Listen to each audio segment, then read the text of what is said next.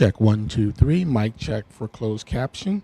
Planning Land Development Meeting, January 16th, 2025.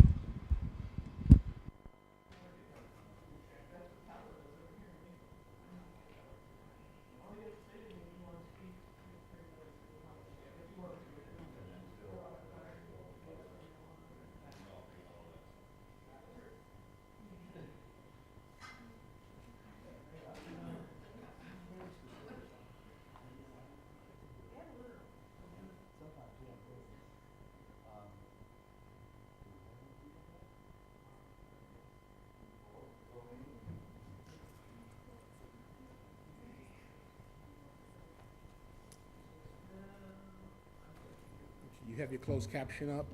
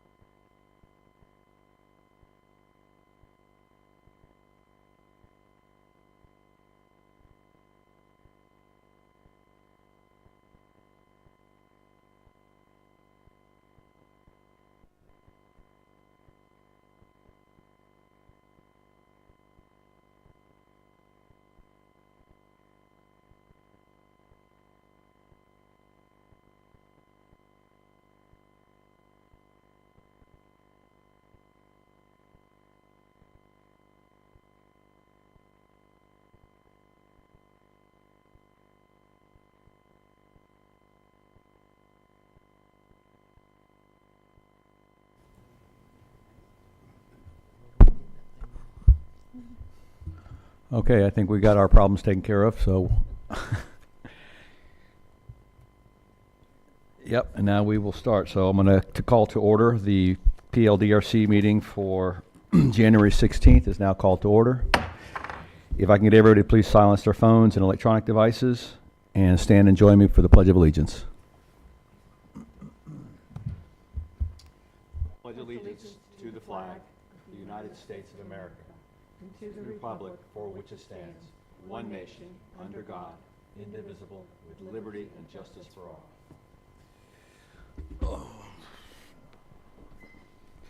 If we could have the roll call, please. Good morning. Good morning. Ms. Craig? Here. Mr. Sixma? Here. Ms. Shelley? Here. Mr. Costa? Here. Mr. Mills is out today. And Mr. Patterson? He is present. He's present. Thank you. All right, we have minutes from November 21st of 2024 and December 19th, 2024. We've all had a chance to review them. If I can get any corrections or changes, if not, I'll entertain motions. I'll make a motion to approve. Please continue. So we have a motion on both November and December's, and set the motion as well for both. So I have a motion by Ms. Shelley, Edith Shelley, and a second by Ms. Craig. All those in favor? Aye. Aye. All those opposed? Okay, motion. The minutes pass. All right, we have chair comments. First off, I'd like to say I am filling in for the chair, so today's might go a little sketchy, so please bear with me. On the chair comments, if you want to speak on any of the cases for or against that were being heard today, please fill out a card at the back of the room and hand it to Yolanda right over here, and you will be called up at the appropriate time. Also, we have a 3-minute time limit for each speaker on each particular case. And with that, we move to Mrs. Storia for a legal comment. Thank you, Mr. Chair. This is information for members of the public as well as for applicants that decisions by this body on special exception cases and cases which rezone real property from one classification to another pursuant to the zoning ordinance are recommendations only to the county council and do not constitute a final hearing. New evidence may be introduced at the county council public hearing. Decisions on variances made by this body constitute final action subject to an appeal to the county council. And what this means is that no new evidence may be presented at the time of the county council public hearing on the appeal. An aggrieved party that appeals such a decision is confined to the record made before this body. Hearings by this body on rezonings, special exceptions, and variances are quasi-judicial in nature, meaning that this body is acting more like a court and must take into account all oral, written, or demonstrative evidence presented. Their decisions on these cases must be based on competent substantial evidence in the record, and competent substantial evidence has been defined as that evidence a reasonable mind would accept to support conclusion. I'd like to add that for your variance decisions, you need a minimum of 4 regardless of the makeup. So there's 5 current city present members, so any variance approvals needs 4 out of 5. And thank you, Mr. Chair. 4 out of 5, correct? That's and correct. the applicants each have an option to continue Yes, if they so choose. Thank you. Moving on to ex parte communications. If anyone on the committee would like to had any conversations, would you please acknowledge now? We'll start to my immediate right with Ms. Craig. None. None. I did have conversations with the applicant on case V-25009. Also with the applicant on case S-25-004, and on case O-25-004, I initiated contact with a couple of experts in the field of stormwater, and that's it. And moving on. So we've got a couple cases that need to be continued or withdrawn. I believe these are all continuations, and they are case V-25006, V-25-007, V-25-008. 8? 4. 4 is under old business. That's old business. Yeah. So we have 3 to be continued. 0006, or 006, 007, and 008. Okay, can have that. 008 is, We show that under new business. oh, we got moved, okay. Yeah, they got moved. Okay. I'll make a motion then that we, is it till the next meeting, continue the next meeting?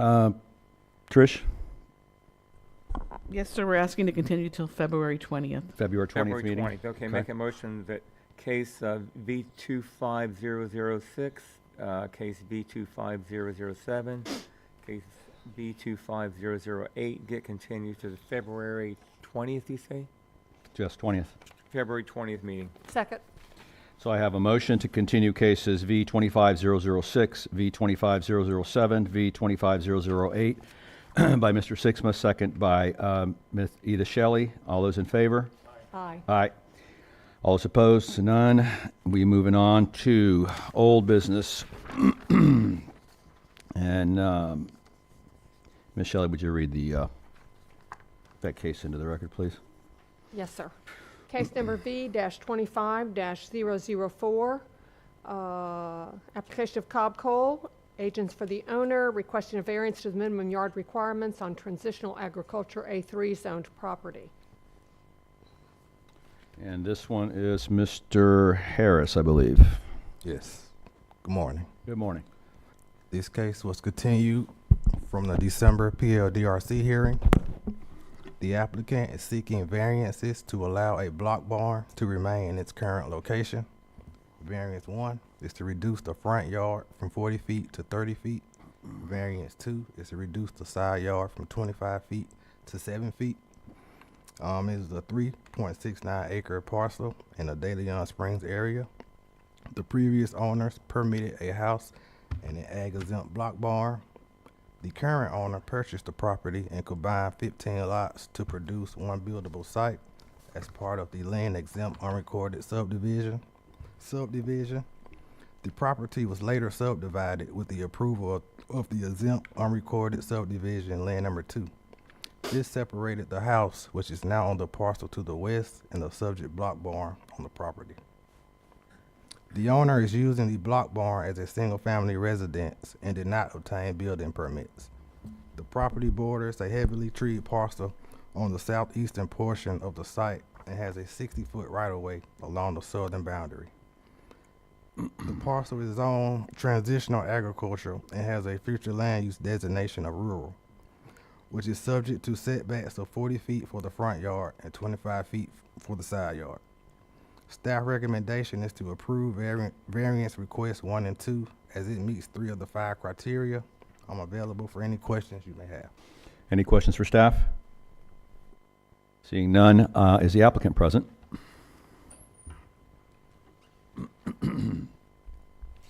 Good morning. Good morning. For the record, Jessica Gallo, Cobb Coal Law Firm, 1 Daytona Boulevard, Daytona Beach, Florida. I have a PowerPoint. I'm not going to go over it in depth, but we'll have it for questions. Like Mr. Harris said, the property is in the A3 zoning district, and we're looking at variances to setbacks just to memorialize the existing structure that's been there. It's kind of a fun adaptive reuse of an existing barn. You know, it was exempt from permitting. They want to use it as a residence. We were asked to come through and help them go through and get it fully permitted and recognized. So this is the start of the process. We would go through with county staff on any permitting and building requirements after this. You can see the outline of the property here. Like it was noted, a lot of lots were combined into this overall. You've got some covered stalls in the rear for livestock horses. We did reach out to the property owner to the east and talk to them about the variance request. I don't believe they are here today. We went through kind of what we're requesting. This is the overall survey. You can see all of the former lots that existed. The pole barn has been in place. And we do want to point out that in terms of impact to adjacent owners, the nearest residence is what you see here on the screen, which is actually to the, I'm going to say west of the screen. I don't know where true north is. And it's about 450 feet away. And so the property directly adjacent to it, where we've reached out and talked to the owners, there's no residence there. And then there's a road beside that as well before you hop over to the next impacted area. So we're requesting this variance so we can go through the permitting process to get this recognized as a fun conversion of a former barn that's no longer used into a residence. And we're here for any questions. Any questions for the applicant? I have a couple for you. So reading this, so they bought this in 2011. Mhm. So that's been used as a residence since 11 or prior to? No, I think this current owner is the one who converted to the. Converted to residence. What precipitated the variance request? What started the ball rolling? We came in later, and I'll defer to staff, but my understanding is she came in about a potential right-of-way vacation adjacent to the property, Mhm. and this was noted as an issue. Okay, and Yep. that triggered that. Okay. And that is the only dwelling, so it's not an ADU, it's actually the main dwelling for the whole property. Correct. The other 3 buildings that we're looking at look like to be metal barns, Those are just covered stalls. covered stalls. Yep. Okay. All right. Thank you. We'll see if we have any any public participation and call you up afterwards. Thank you. Do we have any public participation on this case? No, sir. No. Seeing none, we'll move on to commission comments and/or motion. I will make a motion for approval on case V25004. Can you turn your mic on, Stoney, please? Oh, actually, it is on. Hear that? Now I can. Okay. I'll make a motion for approval in case V25004 for the 2 variances, and I guess that's all it was, the 2 variances. Second. So we have a motion on case V-25004 and a second by Edith Shelley. All those in favor? Aye. First off, any discussion? No discussion on the motion? Nope. All those in favor? Aye. Aye. Any opposed? Yeah, no. Motion passes unanimously. Moving on to new business. If you would read the next case, which is 25009, please. Yes. Case number V-25-009, a variance to the accessory dwelling unit ADU regulations on prime agriculture A1 zoned property. And this one is also Mr. Harris. Yes. The applicant is seeking a variance to convert an existing 2-story, 1686 square foot primary residence into an accessory dwelling unit and build a new 2,400 square foot primary residence. The variance is to allow the accessory dwelling unit to be greater than 50% of the size of the principal structure. The property is 10.12 acres in the New Smyrna Beach area. It is A1 zoning. The property is vested through an unrecorded exempt subdivision called Heiser Number 2. It is currently developed with a 1,686 square foot single family residence, a storage shed, a frame shed, a covered deck, and 2 pole barns. The proposed 2,400 the proposed 2,400 square foot principal residence allows a maximum ADU size of 1,200 square feet, but the existing 1,686 square foot single family residence that is to be converted exceeds this limit by 486 square feet. This is 70% of the living area of the principal structure. Staff recommendation is to deny variance request as it fails to meet 3 of the 5 criteria. Should the PLDRC find that the applicant has provided competent substantial evidence, the following conditions have been provided for consideration. Condition 1, the variance is limited to the size of the proposed ADU as shown on the variance site plan. Number 2, the applicant should apply for a change of use with the permit center to convert the principal structure to an ADU. And 3rd, the accessory dwelling unit must adhere to the same setback requirements as the principal detached single-family dwelling unit. I'm available for any questions you may have. Any questions for staff? I do have one. Just to clarify, so the 50% mark, he'd have to build a 3,000 square foot house Correct. in order to avoid the whole variance process? Correct. Okay, thank you. Go ahead.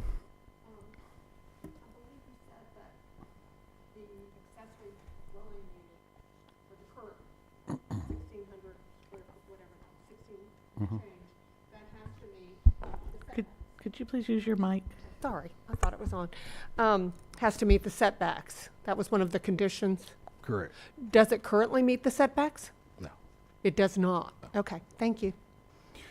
So let's go back to that one then. So are you saying that the existing residence does not currently meet the setbacks? Oh, I thought you were asking about the proposed structure. Any proposed building needs to Yes, meet the yes, setbacks? It Okay. currently does. It yeah. currently does, because Yes. there was a comment. Okay, thank you. And just to clarify, so this particular, what is currently shown as a primary residence, once the second residence is built, this one then converts to ADU? Yes. That's what we're talking about? Yes. All right, thank you.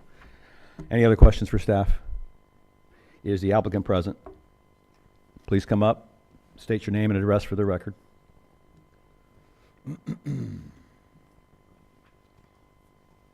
Name is William Heiser. I live at 3313 Modena Way in Venetian Bay in New Smyrna Beach.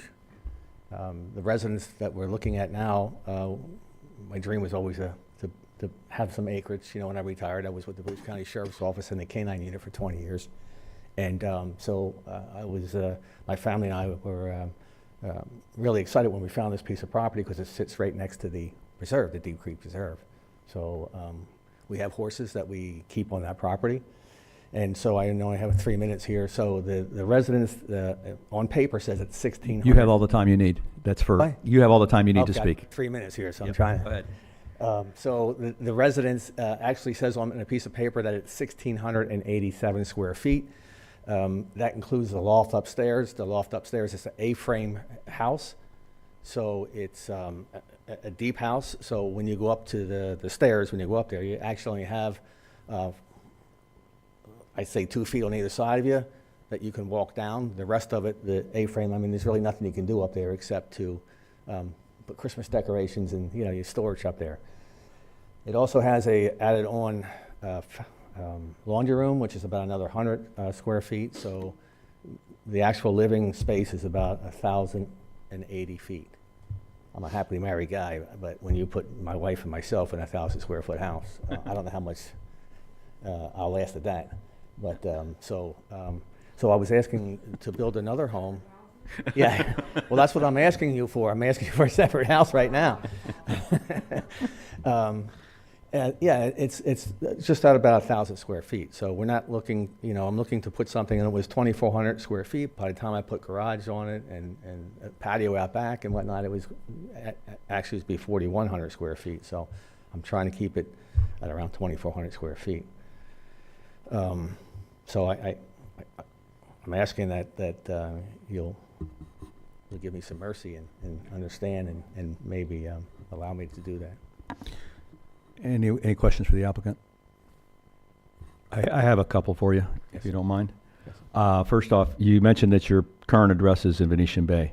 So would this property be your primary residence if this passes and you're allowed to build that other house? Yeah, so that's what we're doing. We're going to build a house and move there. I don't know if you know about Venetian Bay, but it was a nice, quiet, beautiful little community here. But behind us, they're putting up 750 homes now and traffic, and it's just not. Yep, I'm aware. The other question is, with this now existing structure becoming an ADU, what's the intended purpose? Are you planning on renting this out? Being that you're up against a preserve, is this like a temporary day tripper rental? What's the No rental. I don't want anybody in my house. I'm kind of anal about how I keep my property and stuff. So that would actually be my children and grandchildren are up in South Carolina and North Carolina. So it would be, you know, a week when they came down to visit us Christmas time during the holidays and during the summer that they'd have somewhere to go other than the tent that I'm going to have out back for them if we don't get it. Okay. And then lastly, you did see that the 3 conditions, should this be approved, that was listed by staff on the back, and you're okay with those 3 conditions? Yes, sir. Okay. Let's see, we have any public comments? If not, we'll move on from there. You may have a seat now. Thank you. Thank you. Thank you. Any public comments on this case? No, sir. I have a comment. We have a comment. Go right ahead. I would like to commend you on being sensible about the size of the property and not feeling like you have to push the limit as far as the size that you can go. So I commend you on that. Any public comment? No? No public comment? With that, we'll close the floor for public comment, and we'll open it up for discussion and/or a motion. I'll be glad to make a motion. Please proceed. I move that case number V-25-009, a variant, be approved, subject to the 3 staff conditions. Second. All right, so I have a motion on case V-25-009 to approve the variance with the 3 staff recommended conditions by Edith Shelley and second by Stoney Sixma. Any discussion on the motion? All those in favor? Aye. Aye. All opposed? Passes unanimously. Thank you. Thank you, Mr. Heiser. And now we'll move on to the next case. Case number V-25-011, variances to the minimum yard requirements, the rural agricultural estate RA classification. And this one is Mr. Shams. Hi, good morning. Morning. Steve Shams with Planning and Development. So this site is developed with a single-family home that was built in 1985. In 1992, multiple accessory structures were built without permits, and these included a detached garage, a storage shed, and a canopy. The garage was later expanded. The property was sold to the current owners last December. The applicant is requesting after-the-fact variances for an unpermitted detached garage and a canopy structure in the southwest corner of the site. There is a code violation for these unpermitted structures, so gaining the variances would allow them to come into compliance. Variance 1 is to reduce the south rear yard from 45 feet to 7.2 feet for the detached garage. Variance 2 would reduce the western side yard from 25 feet to 0 feet for the garage. And variance 3 would reduce the western side yard from 5 feet to 4 feet for the canopy. Overall, staff recommends approval as the variances meet 3 of the 5 criteria. We do recommend 2 conditions: that the variances are limited to the size and location of the structures, and that the applicant must apply for building permits within 90 days of variance approval. There was 1 letter of opposition that's been provided to you. This is from the most affected property owner on the western side, and he has requested that the garage be reduced back to the original construction and that the expansion be removed. I'm available for comment or question. Any questions for staff, I have a question. please? What are the directions on the scale, what we have in front of us? Is this north at the top, Yes, ma'am. south, east? Okay, Yes. thank you. And we have 2 staff recommended conditions. Anybody other questions for staff? I have 1 question. Curious on variance 2, the approval from 25 to 0 feet, which would be, that is the garage extension itself, correct? Yes. So you say it meets 3 of the 5, Yes, sir. and that's the one that we have the letter of opposition against, correct? Correct. Now, that extension, did it require a permit? Yes, it would. Was it permitted? No, sir. So this variance would then take care of that permitting process as well? Well, it would allow the garage to be permitted as it is today. They could move forward to permitting. The garage itself or the extension, or both? Both. Both, okay. So neither the garage nor the extension are That's permitted? correct. Okay. All right, any other questions for staff? Nope. And is the applicant present? Please come up, state your name and address for the record. Robert Keller for the record. Any questions? Your address, please. So originally the property was under Richard Bodine. That's where the application was initially made, where I worked with Stephen Shams. When that application was put forth, he's my grandfather-in-law. We went under contract and we since sold to John and Myra. Okay. And since selling to John and Myra, the application has moved forward. The structure, what you'll probably have questions with, the garage extension, which abuts to that 0, it's really independent of the concrete block. They are attached, but the concrete block garage is what is of most value in this particular situation. So the extension is basically just a lean-to? It is, yes. Okay. That's correct. All right. Any questions for the applicant? We do have 1 letter of opposition. Have you had a chance to review that one? I have not looked at the letter of opposition. I have spoken with. You have probably spoken to Mr. LaFleur? Yes, Bruce, correct. And? It seems like we're in agreement on the concrete block garage staying. I believe he may be in disagreement with the other items. Well, let me read this excerpt. So he says, however, I am adamantly opposed to any variance allowing the plywood addition to the block garage constructed after The lean-to. 2006. Yes, sir. Do you have any issues with potentially removing that, or the new owners, I should say? No, I don't think that would be an issue. Okay. All right, we'll see if we have any public participation. If we do, we'll call you back up, give you a chance to rebuttal. Thank you for your time. Yep. Do we have any public participation on this one? No, sir. We have a gentleman who'd like to speak. Come on up, state your name and address for the record, and if you would please afterwards fill out the form at the back of the room and hand it to Yolanda. Thank you. I'm Bruce LaFleur, 4200 Falling Leaf Drive. Okay. The abutter to the west, I'm most affected by all of these variances. In agreement with Mr. Keller, I'm not objecting to the concrete block garage. It's only fair that that be allowed to stay since it was 2002 before our properties were subdivided. However, all the other appurtenances there, that garage extension, which is not just a lead-through, it's completely enclosed. It actually encroaches on my property by a half a foot. I have a survey here if you're interested in seeing it. It's impossible to even access the outside of it without trespassing on my property. I'm adamantly opposed to that, to the metal shed and the canopy roof, which is in disrepair. And with all the hurricanes we have, I'm concerned about it flying off and damaging my property or people on my property. It's a 2-acre property. There's plenty of room there. There's no reason why all these buildings have to be built right on my property line. So basically, I'm not against the concrete block garage staying, but all the other buildings there. There's also a propane tank that's 5 feet from the property line that wasn't permitted and isn't to code zoning. These have all been cited by code compliance 5 months ago, and they're telling me that it's all gonna have to be permitted. I don't see how it could be permitted because none of it is to code. So any questions for this gentleman? No? I have one comment to make. So if the variances go through, any of these go through at all, it's going to trigger the building permit process. So any of these that are not to code will be bared out during that permitting process, and either would have to be replaced, repaired, or removed. So. No, I like assurance of that. I also don't think it's fair that the new owner in the last month is being saddled with this. Mm-hmm.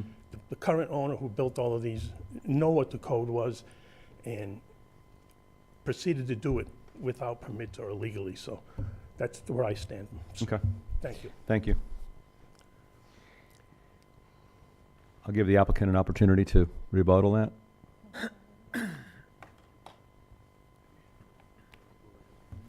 So I think we're in agreement on the concrete block garage likely being fine. As far as permits go, and we'd prefer to keep any structure that we could, presuming it would also be set in place, and we'd have to then, double permit. That's outside. Yeah, the permitting is outside our purview, so that's. Yeah, it wouldn't. There's not a lot of value in the garage extension. Okay. So you wouldn't be opposed to removing that as part of the conditions? I don't. these I variances? believe. Yeah, that's not going to be an issue. Yes. Please. What's the purpose of the canopy? It's like a shed covering for maybe parking a vehicle underneath. Is it currently being used? Yes. Any other questions for the applicant? No? No further questions. Thank you. All right, then if there's no other comments from the public, we'll close the floor for public participation and open this up for staff discussion and/or a motion. Any comments? Yes. Excuse me, I am opposed and will be voting no if we're including all of this on variance 2, going to 0. And I'm also very concerned about variance 3 going that foot. I know a foot's a foot, but looking at the property line, that is extremely close when it could be. So that one I'm iffy on, but I'm definitely prepared to vote no on all 3 of these together. Anyone else? What's that? Did I hear what the extension was made of? Plywood. Plywood. Okay. So the applicant's saying that they would have no problem as part of a condition is to remove that garage extension, which is also what the Mr. LaFleur's adamant opposition was to. Mm-hmm. The condition of the canopy and the shed themselves will be borne out during the permitting process. If I'm misstating something, please correct me, but I think that is basically the variances then allow this to go into the permitting process, and the permitting is going to have to go out. It's have to meet current code. So if they're not up to current code, they will either have to be repaired, replaced, or removed. Yeah.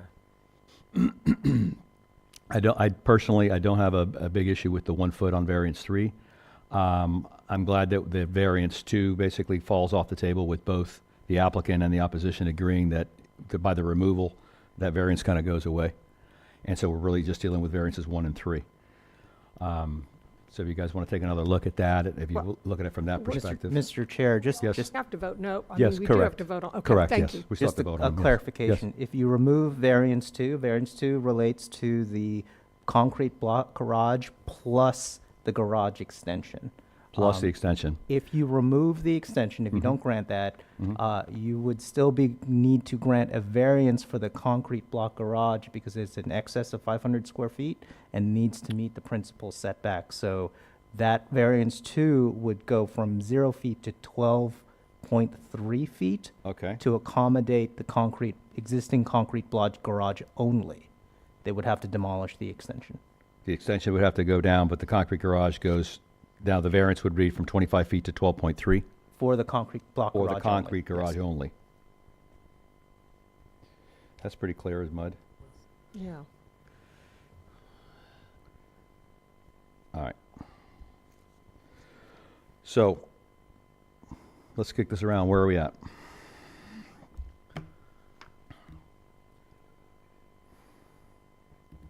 Anybody? Is, a question here also. When we did the roll call, it was made mention that Mr. Patterson was here. Mm-hmm. Is he listening to the meeting? Is he able to vote on this? Because currently there's There's only 4. 4 of us up Mhm. here. It'd have So, to be a unanimous, or they could have to do a Yes. continuation. Yep. That's why I'm trying to get a feel for where we are to give the well, applicant that I'll option. be, I'm not in favor. I'm concerned. On all 3? No, not on all 3. On the western side yard issues.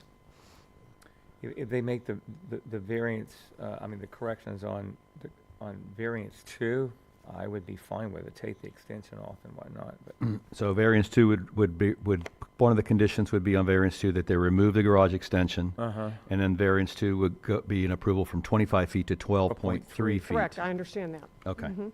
I So understand that are one. we in agreement with that? Yes, If, I am. yes. Okay. I'm not about, yes. All right, so we can add that as a condition. And then on variance 1, any issues with that? No, And variance 3, yes, you have an issue with that, with the 1 foot variance?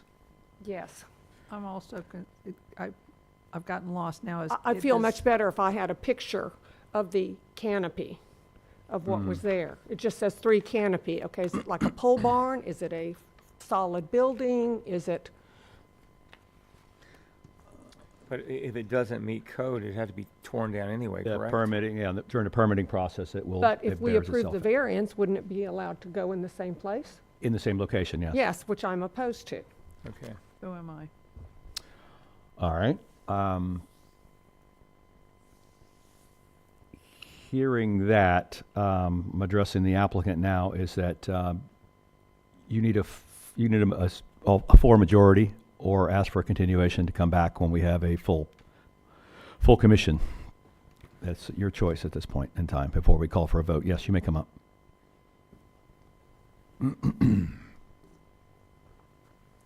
Okay. So Edith, correct? Yes. Thank you, Edith. So your issue is, or you have a issue with the 4-foot variance asking for the extra foot on the canopy. I What- believe I don't know if it's included. I have to I don't kinda have run any through. picture. Yeah, I had an aerial included in the application on Well, the. Yeah, no, it's okay. Yeah, I I'm- believe you. No, I no, believe I'm you. sure of that, but it was Yeah. a strange delivery of our packets Yeah, this it's time, like so a pole different- barn. Yeah, Did it's you like a not, steel pole barn. it's a pole barn, so it's totally open, Yes, it is. except It for is. the It roof? is. Yes, there is only a steel. It's a steel. Right, to cover 4 cars, poles, it looks yep. like for extra Exactly. parking? Yes. Yes. No sides. Okay, strictly a pole barn, no walls. No walls. Do you have a picture of it at all with you? Let me see. Yeah, I would love to see a picture of it. Yeah. I mean, it's not going to be a great I mean, I picture because it's understand an why aerial it's and it's there. further away. Sure, but it still gives, It would be helpful for your reference. because I agree. understand, because you have it there because of the driveway and for extra parking. I Yeah. understand all that, Let but, me see. Oh, here's my application.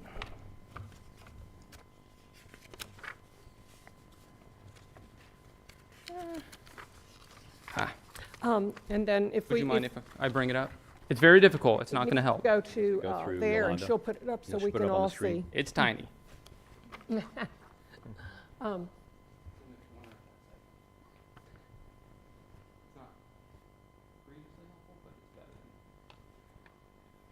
Okay, so I would be willing to, I'm definitely opposed to the, what is Uh-oh. it? It totally disappeared. Oh, she's I tapped putting that black. up. Okay. I thought I did it. I'm like, I don't Do know. it up there. I can't fix this. It's a virus. I'm to the garage extension. That's Yeah. definitely out for Yeah. me. The canopy. That's reasonable. If it indeed is the pole barn look and open, Mhm. I would approve, but only that and not for replacements. I think that's reasonable. I mean, it would have to be that. They can't extend it. They can't go closer. I mean, I would not agree to anything like that, making it bigger or enclosing it, Yes. because that makes a difference too, I think. There's not much detail we can see on that. Yeah, I know. picture. That's the only thing I could think of, though. Yeah. Yeah, that didn't help. If me I at all. could blow, I told you it's smart. Better Yeah, eyes. yeah, you tell me. Oh my gosh. Okay. Need microscope eyes for It's that. you can. Well, no, I can see. You can see because that it's I'm clear looking in up. I air. can see it's. Yeah. it's- See through it. Yes, I can Okay. see it's that you go through it. I Okay. don't know that there's not a wall on the western side, but I know it's, Any wall would be removed because I can guarantee you it is a pole barn with no sides. okay, can I get you to sign that for me up here? Just kidding. I have a I'll- notary here. I'll remove it. You can make it a condition Okay. of the variance that it remain a pole barn and unenclosed by. Thank you. Okay. All right, Because it is just a foot, so I understand that. Yeah. Any other questions for the applicant? No. No? You may be seated. Thank you for your time. All right, we're back to us and discussion on this case. Or a motion, and I think that we could take these variances one at a time if you like, I think since Edith's we've ready got for conditions motion. individually. Yep. So whoever would like to start that? So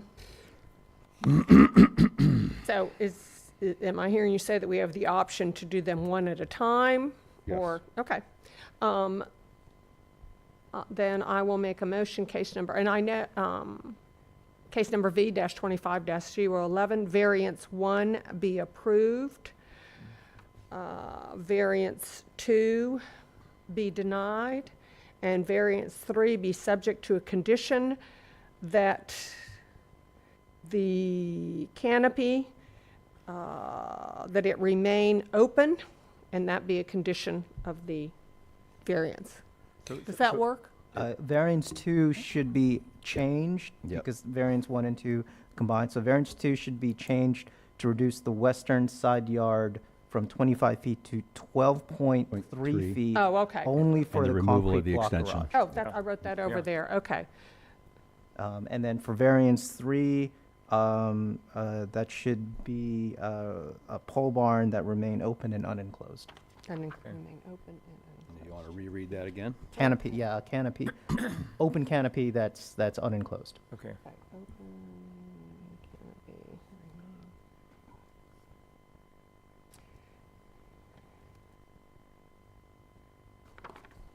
remain. Okay. Try it one more time. All right, case number V-25-011. Variance that we approve, variance 1, As is? as is. Mhm. That variance 2, the western side yard goes from 25 to 12.3. Correct? Mm-hmm. For the concrete garage I like all only. this positive feedback, thank you. And that variance 3, that we'll approve that variance with the condition that the, Pole barn stay open. Remain open. I've got it, Okay. the condition that the canopy pole barn remain open and unenclosed. Perfect. Second. All right, let me see if I can follow this correctly. So, and with the, and we still have conditions, 2 conditions by staff. Yes, Yeah. subject to the staff conditions. You second that as well? Mm-hmm. All right, so let's try this from the top. So case dash 25-011, we have a motion by Ms. Shelley and a second by Mr. Sixma to, yes, Okay, go ahead. to approve variance number 1 as is. Variance number 2, to approve it with the reduction of the western side yard from 25 feet to 12.3 feet for the concrete garage only, and the removal of the the extension, garage extension. And on variance number 3, approve it with the condition that it remain an open canopy or open structure, pole barn canopy only, Open and unenclosed. open and unenclosed. Perfect. Okay? Did I cover that all? Yes, sir. All right. If there's no further discussion, we'll go for a vote. One question. Yes, ma'am. On variance 2. Yes. Do we need to mention removal of the garage extension, or will I that be think you I covered? believe I You just did. Yeah, Yep, you did. I did. Yeah. Did that go on the record? Yes, yes. Okay. They would have to remove it because you're not, it would be in violation. It would be in violation because we're already reducing the setback? Yes. Okay. We're good? Mm-hmm. All right. So we'll call this to a vote then. All those in favor? Aye. Aye. Aye. Any opposed? Motion passes. Thank you for your time. That's a tough one. Yeah. All right, next case, please. 25. Case number V-25-012, variance to the minimum yard requirements in the transitional agriculture A3 zoning classification. And this one is Mr. Shams as well.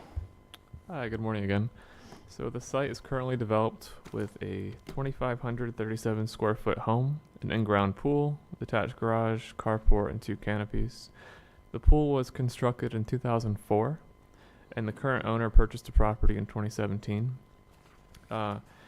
He requires consistent access to his pool year-round for therapy treatments. It needs to be protected from direct sunlight and inclement weather. He is proposing to construct an 1,170 square foot accessory structure around the pool.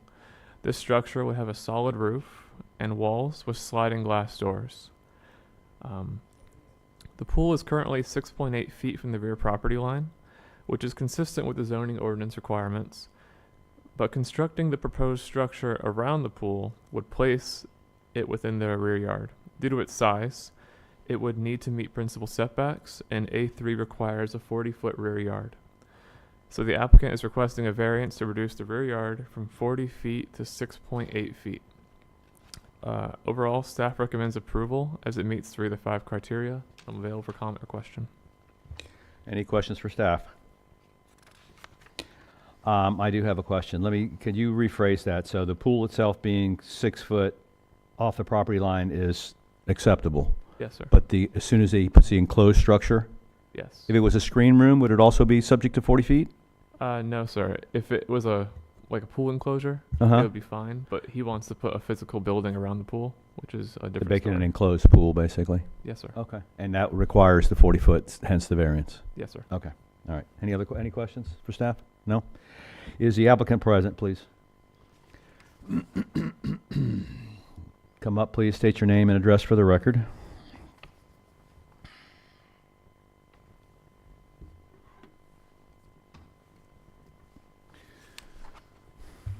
Morning. Good morning. My name is Terry Myers. My address is 5731 Walter Street, De Leon Springs. You've heard the staff comments. Do you have anything you'd like to add?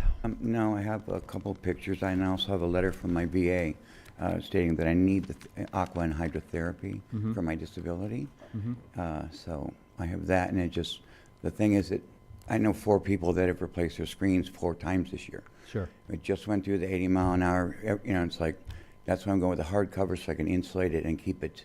And I'm going to be running 100% solar on everything on that. So it's going to be, very green. I have a very wooded lot, and it's a very neat building if you want to see a few pictures. If you turn those in, you won't get those back. Good, that's fine. Okay. If you would give those to Yolanda at the other end, Thank please. you.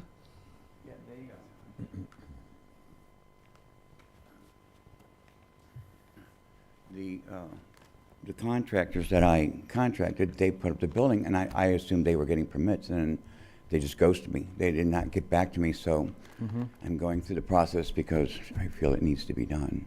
Okay. And I said the building has already been through an 80 mile an hour, 100 mile winds already, so really, I'm working on it now because I can't do a lot, so I'm I'm at the mercy of some predatory contractors, but I'm getting it there. I have all those, so those pictures will depict some of the, I got some of the windows, but everything is all, is either Lexan or it's safety glass.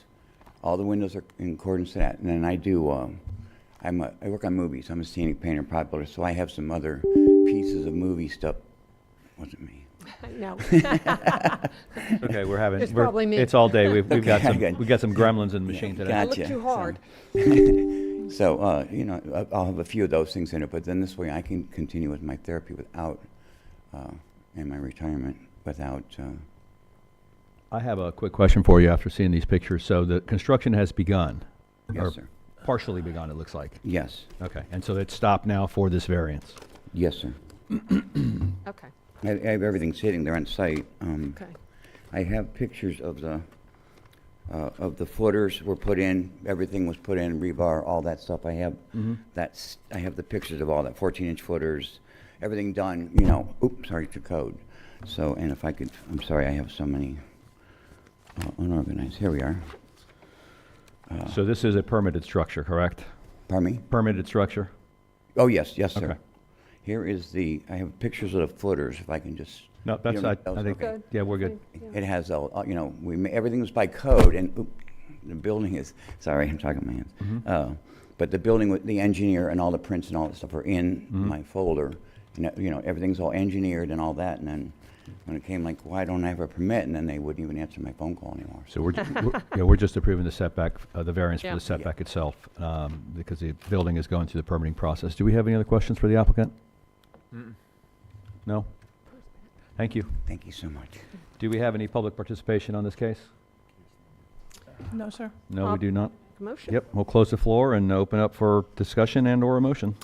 I move that we approve case number V-25-012, variance to the minimum yard requirements in the transitional agricultural A3 zoning classification.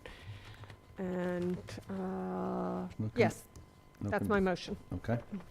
So I have a motion to approve case V-25-012, to reduce the eastern yard from 40 feet to 6.8 feet by Ms. Ida Shelley, and a second by Stoney Sixma.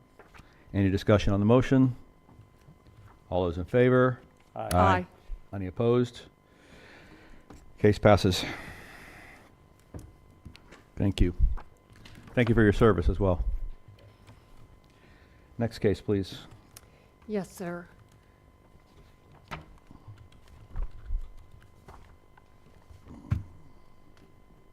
Oh, got it. Okay, I got it. Thank you.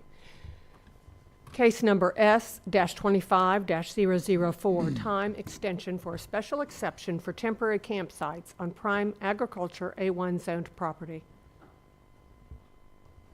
And this one belongs to Ms. Smith. Hello. Good morning. This is an existing special exception for temporary campsites for associated with the Daytona International Speedway, Bike Week, and Biketoberfest. The applicant's asking for a 2-year time extension to continue existing operations through Biketoberfest 2026. This facility's been in operation since 1996 and is probably familiar to most of you. We are making roadway improvements on Pioneer Trail and CR 415 that will impact this property. The applicant will need to come in and do a new special exception and a new site plan after construction is done, but we are asking you to approve that 2-year extension because we can't reconfigure the site until we know what area we have to work with. So we're recommending approval of the time extension. Any questions for staff? What are they doing with that intersection right there? That's always Well, a Tad critical is here, but I spot. believe that's a roundabout. That's, yeah. It's gonna be a roundabout? Okay. We do have our county engineer if he wants to come tell us. I didn't know there's enough room to do a roundabout there, but. There's none.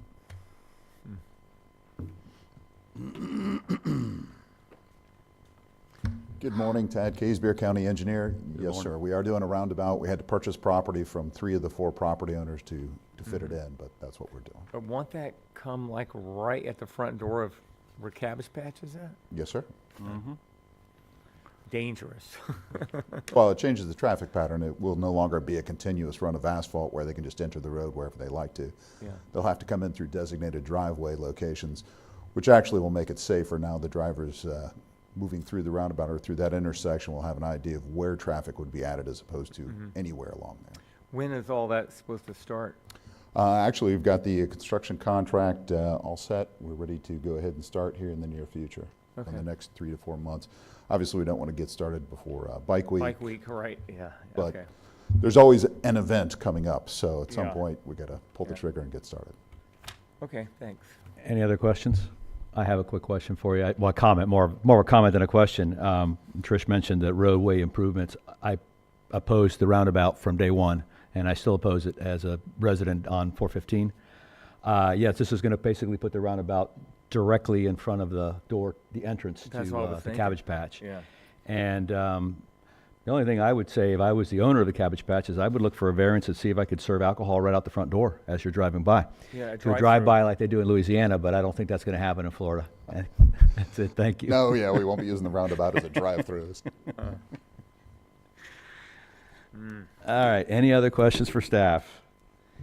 Is the applicant present? Please come up, state your name and address for the record. Roger Lusner, 3862 Pioneer Trail. Good morning. Good morning. You heard the comments from staff. You heard the comments from the engineer. Do you have anything you all want to add? The only thing I'm concerned is protection of the building, some bollards or something being put in, accidents, people coming through that intersection with the roundabout, Mm-hmm. protecting the building. Mhm. At this point, the attorneys and the engineers have been working. Still don't really have clarification of a guardrail or bollards or anything being put in the event of an accident, somebody coming through that roundabout, protecting my building and the patrons there. So it's definitely going to change the look, the frontage look of the building, the roundabout, would you say? In the sense of, To the south, so it's not affecting the building itself, but Mhm. it's more protection of the cars and stuff. Okay. Coming through Chair? that intersection. This is a time extension for Only. the, okay. for campsites. But the issue that I have with the campground is there's reconfiguring the driveways and entrances and exits. We're still kind of negotiating that stuff out as far as how you're actually going to be able to get in and out of that campground. So that's what we're looking at. So you'll be back doing an again in 2 years to go through this again. to do this again. Okay. All right. Any questions for the applicant? Nope. Thank you. You may have a seat. Any public participation on this one?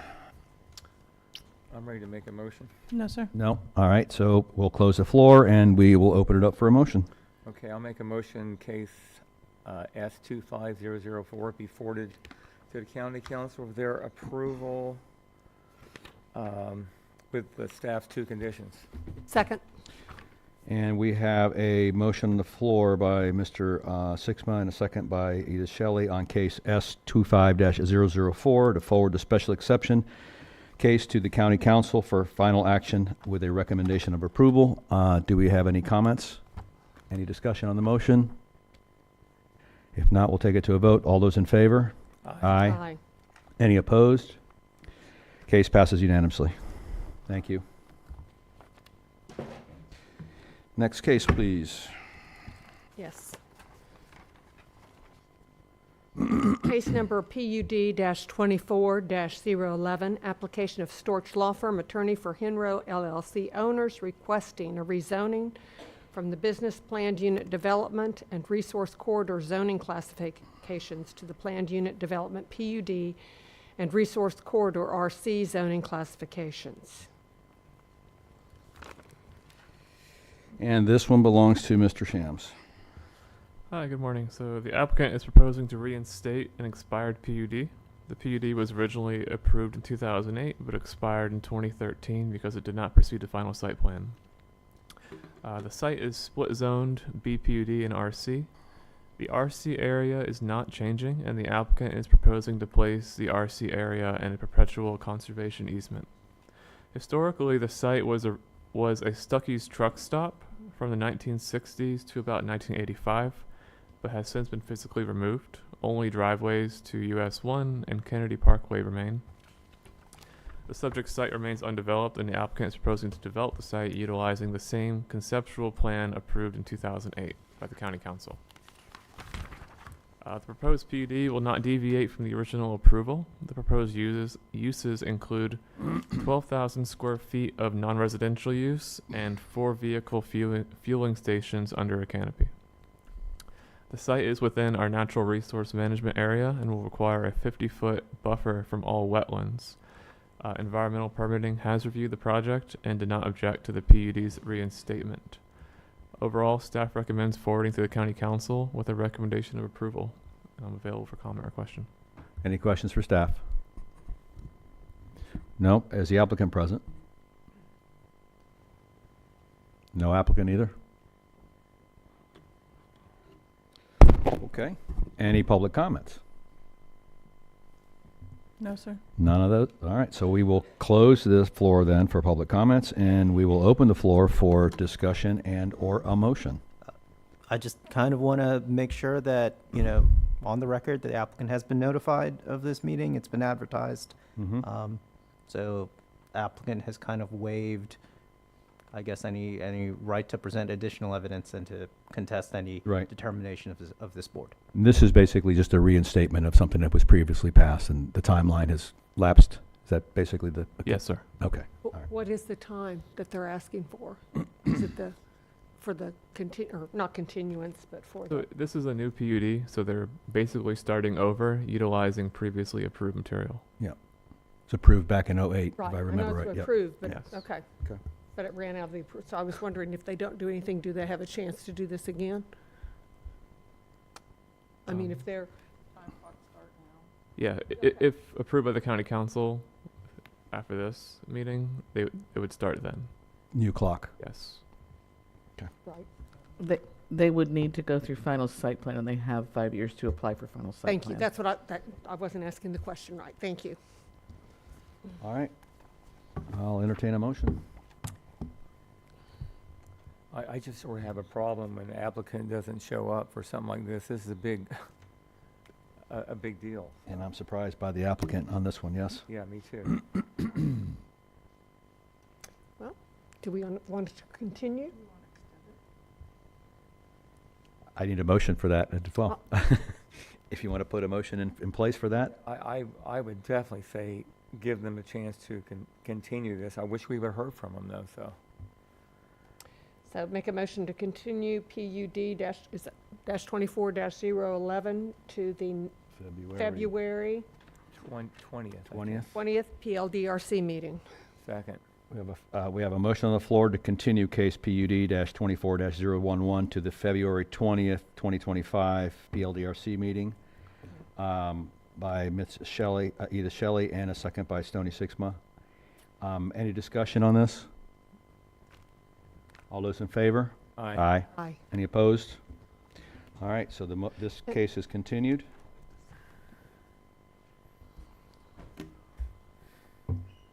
All righty, moving on.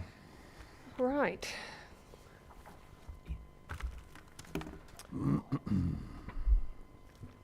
Okay. And if you would read, I think Got it. CPA CPA, yes, I'm and just- Z, both of them together. Oh, read them, yes. Yep, because they're both the same. That's what I was, they are together, okay.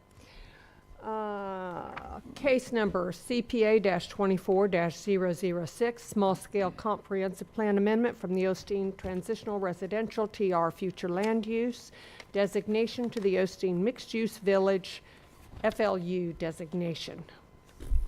And case number Z-24-010, rezoning from the Osteen Transitional Residential Zoning Classification to the Osteen Mixed Use Village OMV zoning classification. All right, and this one is Mr. Shams as well. Hi, good morning. So the applicant is proposing a future land use change for the eastern 6.01 acres of a 12.98 acre site from Osteen TR to Osteen MUV. The remaining 6.97 acres adjacent to State Road 415 are already MUV, and the applicant is also proposing the companion rezoning application. They intend to develop the site with 80 townhomes. The future land use change to MUV is necessary to meet the housing density. The site is subject to the Osteen local plan. In accordance with the local plan, Volusia County and the City of Deltona entered into a joint planning agreement to coordinate the review. The city did review the request and found it consistent with the JPA. In addition, the applicant has also proposed a revision to the normal line located on site with this application. According to the applicant's request, the current normal line is not entirely indicative of environmental conditions, and it encroaches too far into the site and is a result of a mapping error. The new normal line uses a wetland delineation and will include the wetlands along the southern boundary of the site and a 50-foot wetland buffer. Environmental permitting supported the proposed normal line. The site is developed currently with a 720 square foot mobile home and was operating as a tree farm from 1987 to 2012. The site was sold to the current owners in November 2021. It is located on the east side of State Road 415. Generally, the west side is within the city and the east is within the county. There are single-family residences adjacent to the site along the east side and a major commercial plaza northwest of the site at the intersection of 415 and Howland Boulevard. With the current future land use designations, the site can be developed with 77 units or a density of 5.93 units per acre. If approved, it could be developed with a max density of 101 units. However, the applicant is proposing a maximum build-out of 80 dwelling units, or approximately 6.16 dwelling units per acre. So it's an overall increase of just 3 units. The higher density of MUV designated properties are directly adjacent to 415, and the lower density TR designated properties are further east, which provides a natural transition from higher density to lower density. Changing the future land use of the site to be completely MUV would be consistent with development pattern of the area east of 415 as its primary residential. If the site were developed as MUV, it could continue to act as a transition of density. The proposed change is consistent with the comprehensive plan and the local plan, and it's expected to result in an increase of 170 daily trips and 15 p.m. peak hour trips. Volusia County Traffic Engineering also reviewed the project and did not express concern. So overall, staff recommends forwarding the future land use change to the County Council with a recommendation of approval. And now I'll also briefly touch on the zoning. So they're proposing a rezoning of the easternmost 6.01 acres from OTR1 to OMV, and the western 6.97 acres are already OMV. So OTR1 is intended for a typical single-family residential use on individual lots. OMV is more versatile as it can accommodate those same single-family residences, but also townhomes and multifamily housing. So this is apparent when you look at the dimensional standards for each class, as OTR1 requires 10,000 square foot lots compared to OMV's 2,000 square foot lots. In addition, OTR1 also requires a 10-foot side yard compared to OMV's 5-foot side yard that may be reduced to 0 feet for townhomes to account for common walls of interior units. So though the applicant is only proposing 3 more units than what is currently allowable, the request makes sense from a zoning perspective because of the type of housing they wish to build consistently across the entire site. Townhomes would not be possible within the OTR1 area. So overall, staff recommends approval or forwarding to the County Council with a recommendation of approval, and I'm available for comments or questions. Any questions for staff? Anyone? Nope. In that case, if the applicant is present, you want to come forward, please. Good morning. Good morning. For the record, Mark Watts with the law firm of Cobb Cole, 231 North Woodland Boulevard, DeLand. Appreciate your time this morning. Appreciate the time that staff has spent with us working on this. This is really just sort of an adjustment of some mapping lines. If you look at the map that's in front of you now, this parcel has a split zoning and split land use. And there was a mapping error when the NARMA overlay was put in place. We've worked with environmental staff. They agree with that. They agree with the adjustment that's being proposed with this. They simply lack the administrative authority to process it.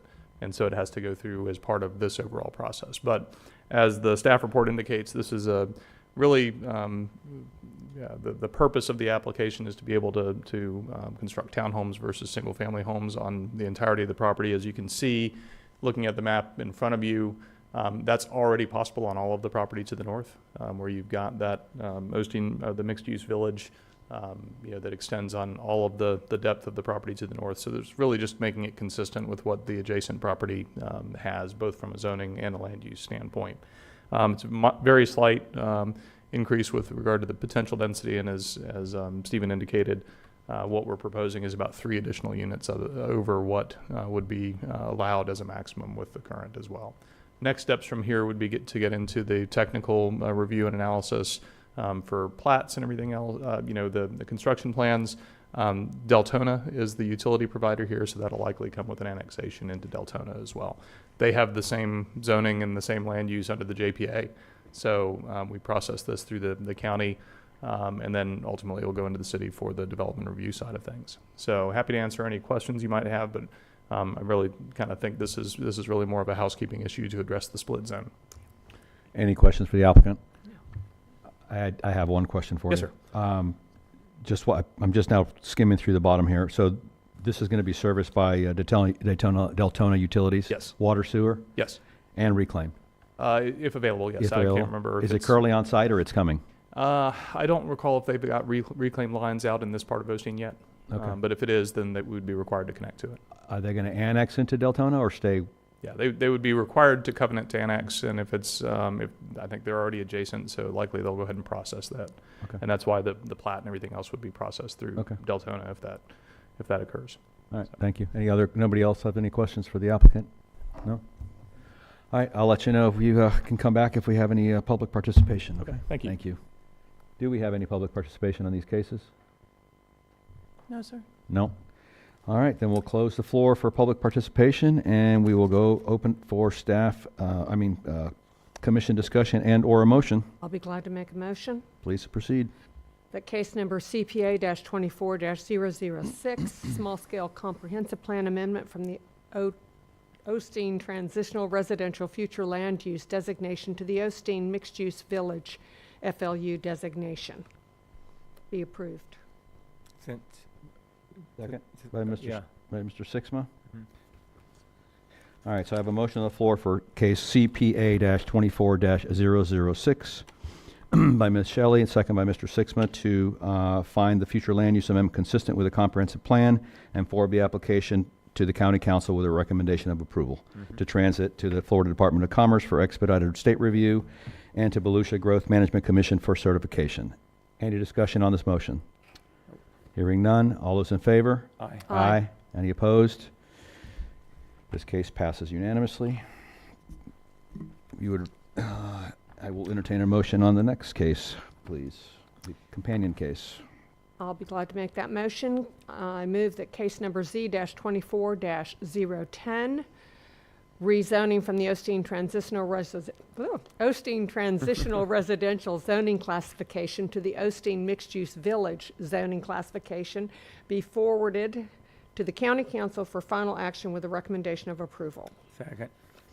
I have a motion on the floor, case Z-24-010 by Ms. Edith Shelley, second by Stoney Sixma, to forward the rezoning case number Z-24010 to the County Council for a final action with a recommendation of approval. Any discussion on the motion? Hearing none, we'll take a vote. All those in favor say aye. Aye. Any opposed? Yep. Case passes unanimously. Thank you for your time this morning. That's a good project for that area. Um, It's needed. If I can bring the commission's attention, so on the PUD that we tabled, the applicant has made it to the meeting. I would entertain a motion to reconsider the continuance and bring this back to the floor. I make that motion. Second. So motion to bring case PUD-25-011 back to the -24-011 back to the floor for consideration. So I have a motion by Ms. Shelley and a second by Mr. Sixma. Any discussion on the motion? All those in favor say aye. Aye. Good morning, Mr. Good Stewart. morning. First of all, Hang thank on, you before very- you get started, let's reread that case back into the record, please. I just apologize. I had forgotten how efficient you guys are. Yep. This was it was moving along We moved today. fast. Give me a second to read that in. Depends on the day. So if I can have you read that case back into the record, please. Yes, I'll be glad to. Mhm. Case number PUD-24-011, application of Storch Law Firm, attorney for Hinro LLC owners requesting a rezoning for the business planned unit development and resource corridor zoning classifications to the planned unit development, PUD, and resource corridor zoning classifications. And this is Mr. Shams, which we heard from earlier. Do you have anything else to add, Mr. Shams? Or can we just call the applicant up? Just a reinstatement of the PUD. Okay, thank you. And then we'll call up the applicant. Thank you. Good morning. Thank you very much. For the record, my name is Glenn Storch, and I represent Hembro, but also one of the partners of Hembro is a guy named Joe Yarborough. And Joe had bought this property years ago as part of his retirement. He unfortunately wasn't able to retire because he was required to redo the entire Riverview, riverfront park in Daytona Beach. And so he's put all of his time and effort into that right now, and unfortunately he forgot that there was a expiration on this. And so and I don't tell him, and the staff doesn't tell him. They don't give notices out, hey, your thing's getting ready to expire. So he did not notice that. And so I apologize, but it's basically the same thing. We've worked closely with staff. I really do appreciate the input they've given. We know that there's different criteria now. We're going to meet those criteria as well. So, and plus I think it was probably a little premature before, but now we're seeing some real interest in this area because of the space industry, so we anticipate something happening soon. If there are any questions? Okay. Is this just a continuation of what expired back in '08, correct? And again, the thing that I love about this site is this was where the Stuckey's was for years. Mm-hmm. Yeah. Name from the past. Yes. So yeah, because I'm old. I think we all resemble that, right? Any questions for the applicant? No questions for the applicant? All right, thank you. Do we have any public comment, participation rather? No, sir. None? All right, so we'll close the floor for public participation and open this up for a motion or discussion. I'll make a motion that we forward this to County Council, case PUD 24011, with approval. There we go. So I have a motion on the floor for PUD-24-011 by Mr. Sixma, second by Mr. Patterson, to forward the rezoning application case number PUD-24-011 to the County Council for a final action with a recommendation of approval. Any discussion on the motion? All those in favor say aye. Aye. Opposed? Case passes unanimously. And again, thank you very much. I really do apologize. I won't make that mistake again. Hey, Glenn, I want you to know I had to fish this out of the recycle bin for you. All right, and can we get to the final case, please? Yes, case number O-25-004, ordinance 2025-06, Division 8, Stormwater Management Amendments. And this is Tad. Hi, Oh, Samantha hi. West. Hi. Sustainability and Resilience Manager for Volusia County. I just wanted to give a little update and history and timeline of what process this has gone through. And back in March of 2024, County Council gave direction for NRAC to look at our stormwater management regulations. NRAC then reviewed the regulations that Tad had presented at 4 different meetings. So that was in April, June, July, and December. In between that, they were also reviewing the LID regulations that you saw in November. Both the LID and these proposed stormwater management ordinance changes will be going to the February 11th County Council special meeting. With that, I'm going to give it to Tad so he can talk about all the details. Thank you, Samantha. Again, Tad Casebeer, County Engineer. As Samantha noted, we went over quite a bit of information overall. I'm not going to go through all that. I'll spare you 4 meetings worth of going through all that. We'll go over the particular items that the committee recommended for the council's adoption. If you have any questions about any portion of it, I prefer to keep this informal, so if you've got a question, go ahead and ask at the appropriate time so we can hopefully explain some of that. I did not get into a large amount of detail simply because there are a lot of things and I don't know what you're familiar with regard to the stormwater rules. So again, if you have a question, if I'm explaining something and you're not following what I'm doing, please just let me know. So, all right, start the presentation. PowerPoint. Oh,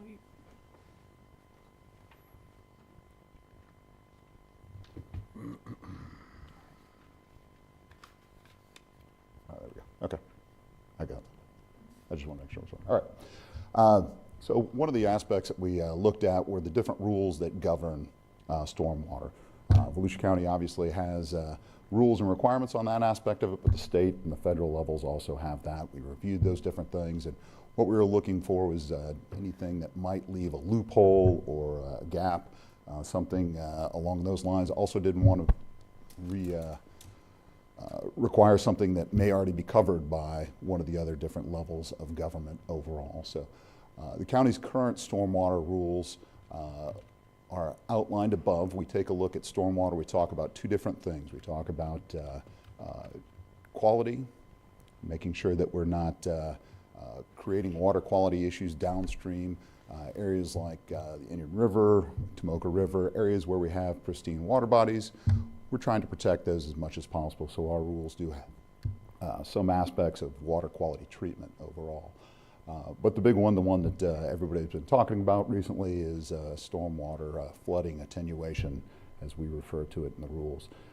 We do have requirements on both of those elements. We do try to make sure that water quality is not negatively impacting anybody downstream.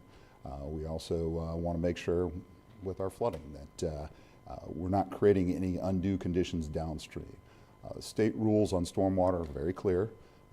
The amount of water that comes from a site historically is what's allowed to come from that site. So if you have an undeveloped site and a certain amount of water runs off during a storm event, that amount is allowed to run off whether you leave the property as it is, or if you come in and make changes to that property. They're just simply regrading all the way through to putting impervious surface on it. So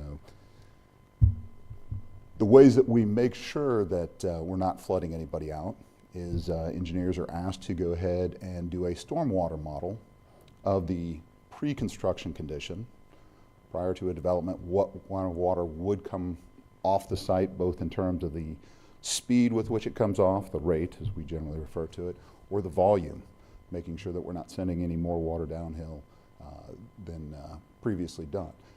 And then after that, we go ahead and run a model that's based on what would happen if the development is to occur as it's outlined. We have different storms that we use for the pre and post comparison. In an open basin, we use a 25-year, 24-hour storm. That basically equates to about an 8-inch storm through most of Volusia County. It is localized. There are different rain amounts for different storms based on where you are, not just across the country, but also even in Volusia County. A 25-year, 24-hour storm in DeLand is not the same rain amount as it is in New Smyrna Beach, for example. The other criteria that we take a look at is a closed basin criteria. If the water does not have the ability to make its way downhill and ultimately end up as surface water at the ocean, it is considered a closed basin. Closed basin meaning that the only way that water would level would drop is through percolating and becoming groundwater overall. In those locations, we use a 100-year, 24-hour storm. And that's about 11.3 inches, 11.5, depending again where you are in the county. We use a higher storm in those cases simply because if there's any kind of issue, the bottom guy at the bottom of the bowl that is the closed basin ends up with all of that water. So we want to make sure that we're doing everything we can to mitigate any potential issues in those closed basins. The one thing to note, and it commonly gets misunderstood, is that when rain falls, it becomes one of two things. It either becomes surface runoff or it becomes groundwater. Doesn't go anywhere else, doesn't do anything else.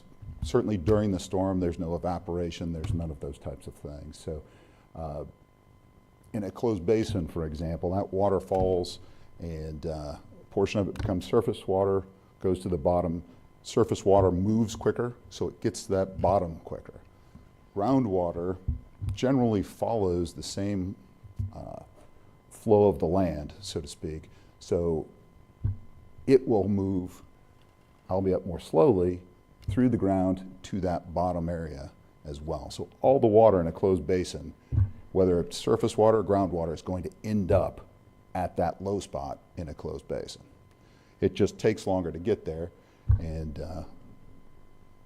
But either way, it has the same effect overall. Our typical methods for mitigating for the extra water that would be created as part of a new subdivision or a development, a commercial site, industrial site, whatever it may be. Our best management practices, most common one that you see everywhere is either a retention pond, storm, or detention pond. They both generally look about the same. So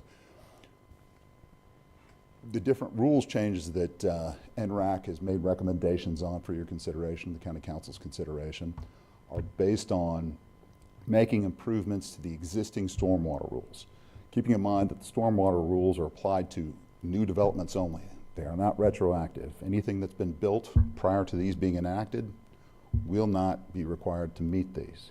So any of the existing problems that you hear about, this will not fix those. All this would be looking towards is trying to prevent any future problems that may occur overall. So the recommendations that were made were tied to originally the seasonal high groundwater. Require when development is created, one of the things that you want to identify as a part of the existing site conditions are your seasonal high water table. It basically sets all of the elevations in any development overall. So for example, skip ahead just a second. When a stormwater pond is designed, it is the lowest spot on the piece of property. Gravity pulls water to the low spots, so that's where the water is directed, whether it's overland or it gets picked up and pulled into a stormwater pipe system. However it gets to that stormwater pond, the pond is the lowest spot.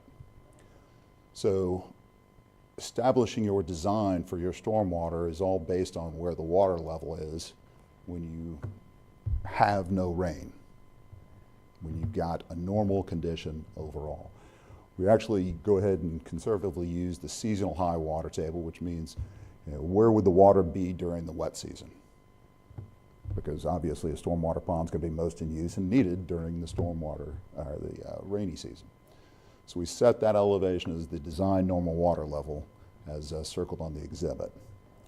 From there, when you model the storm, the amount of water that gets collected in your stormwater pond creates what we call a max stage. When you design your road network and your inlets that are collecting the water, or in a parking lot, if you collect just to have inlets, those inlets are all set above that max stage. And moving uphill from there, from those, you'd set your center line of elevation on your roads or your parking areas. And then your finished floor elevations for, if it's residential, for your family, single family homes, multifamily homes, whatever it may be, or your commercial sites are all set above that. So all of it's predicated initially on that seasonal high elevation. And if that's wrong, then everything else is wrong. And if it's too low, in point of fact, you typically have water levels higher than your seasonal high, then the system is not going to work. And so that is why that's the most important elevation overall, and that's why we took a look at that aspect of making adjustments on that. So one of the things that NRAC recommended was to have the geotech or biologist, whichever one sets that seasonal high, and they take a look at different markers. If the water table is below ground, then the geologist would be the one setting it. They'd take borings. From those borings, they take a look at markers in the soil, because water, when it sits in soil, it leaves certain indicators of where that water table is on a regular basis. It won't always indicate where it was at the highest point, but that's not what seasonal high particularly means. It just means where it sits seasonally during that wet period. If the water is above grade, then a biologist would be setting it, because they'd be flagging the wetlands and identifying where that water level gets marked on vegetation and those other types of markers that might indicate that elevation. So what they're recommending is the application of a safety factor to that elevation. One of the things that we've seen overall, and if you watched the meeting on Tuesday, you've seen this graph. This is an indication of what rainfall has been like over the last 24 some odd years here in the city of DeLand. We just picked it because the information was immediately available. It will be different if you look at New Smyrna Beach, Ormond Beach, Daytona Beach, Deltona. But it was consistent information, and they had the information all the way back as far as 19 something, 23, 24, something along those lines. So it gave a good comparison for what's going on with regard to the rainfall. And the amount of rainfall is important. You can see back in 2000, we had rainfall of 42 inches. That's across the entire year. And then you see we had a wet period of about 3 or 4 years in there to include the hurricanes overall. And then you can see in 2008 we had Tropical Storm Faye and those types of things. And since then it's actually been a little bit on the lower side, which is a little bit below the red line, which is the average across this time period. And as you can see, though, the last 8 years that we've been well above, with the exception of 2 of those years, and both of those 2 years are pretty much right at the average. So why is this important? Well, what had happened in the past, as you can see, it was more fluctuation. You have high points, but they'd be followed by low points. I mean, the hurricanes in 2005, we got a lot of rain in those particular events, but the biggest problem was that the previous year we'd had 75 inches of rain. So that water does one of 2 things. It either makes its way to the St. Johns River on the west side, or on the east side, it ultimately makes its way to the ocean directly. And if you don't have those periods where you dry those things out, those areas, particularly like the closed basins, the water doesn't go anywhere. The levels don't drop. And those dry periods, so you can see in 2006, we only had 38 inches. That was the lowest over that course of time. So all that water we got during those previous years had a chance to recede, had a chance to drop, had a chance to move through ground to get to either the river or the ocean and flatten things out. And then you see that again that we had that period there where we only had a little bit above the average, but almost all those years, 6, 7 years, were under the average. What we're seeing now over these last 8 is that not only is the fluctuation pretty much disappearing, it's flattening out. It's flattening out on the higher side of the average by about 6, 7 inches. And as such, the groundwater table doesn't have a chance to drop. And that's important because that affects that seasonal high elevation overall. If the amount of rainfall just keeps increasing, your seasonal high back when you had periods of dry period, you're not going to be at that seasonal high. Your seasonal high is going to keep changing. It's going to keep going up. The problem for our geotechnical engineers and our biologists is that the markers in the soils take a long period of time to set and establish. So if your seasonal high keeps increasing, the soils indicators or the above ground indicators are not keeping up with that rate. So one of the recommendations was to try to assist in that case, to offset that issue, was to add a safety factor of 6 inches to whatever elevation the geotech or the biologist set. What this does then is that basically sets the pond bottoms 6 inches higher, okay, and creates the need for at least 6 inches more of storage in those stormwater systems. This creates more volume overall. Some people had asked why we didn't go ahead and recommend increasing the design storm. You know, the 25-year, 24-hour, why didn't we make that a 50-year, 24-hour? Why didn't we make it a 100-year, 24-hour? Same thing for the closed basin as well. Why didn't we make it a bigger storm overall? The issue with that, to a certain extent, and the reason we did recommend the safety factor on the seasonal high, is that when you're talking about a particular storm, yes, that event does occur. Could you make it a bigger? Sure. But that only occurs during that storm, and if that seasonal high is off in the first place, as noted, it's increasing. We don't know exactly how to forecast what it will be in the next few years, because all we've seen is a standard increase or a regular increase, which is inconsistent with anything we've seen throughout the history of the area. It gives us something to put that on. When you run the storm and you assume that normal from our previous, if you weren't adding that safety factor, you just took it with the geotech or biologist, right? it would only occur during that particular storm. The safety factor in this case applies to any storm that might occur. As we all know, we don't get long periods sometimes between our rainfall events. We will get them right on top of each other. And if that pond hasn't recovered, that starting elevation, that design normal water level elevation may not be what's there. We just had a hurricane come through. You have a normal rainfall come through a week later. Those ponds haven't had a chance to recover and get back to what they were supposed to. So this, in point of fact, helps on a more, across a larger spectrum of events overall. It's always a built-in 6 inches. This is on top of a 1 foot freeboard that we require on the top of all of our ponds. So we already require that if your max stage is 28, that we require that any of your controls be set at 29 to make sure that we don't have issues overall, and understand that there is a variability to the weather patterns, and try to offset that. So between those two, we think that that accomplishes that goal, and it provides for a more consistent solution across those.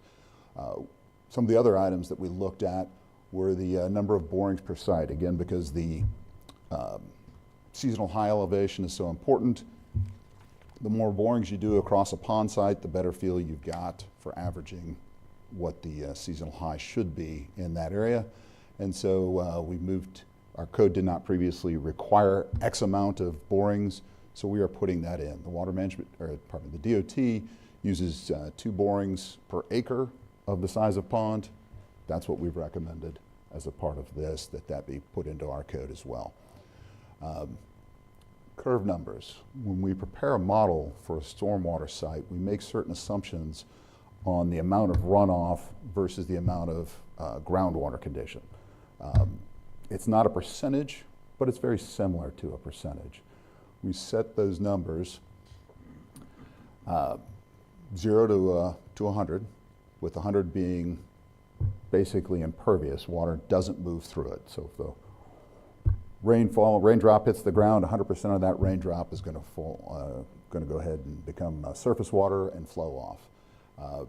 So obviously, green spaces, woods, lawns, plains, those types of things will have a better number than asphalt, concrete, those types of things.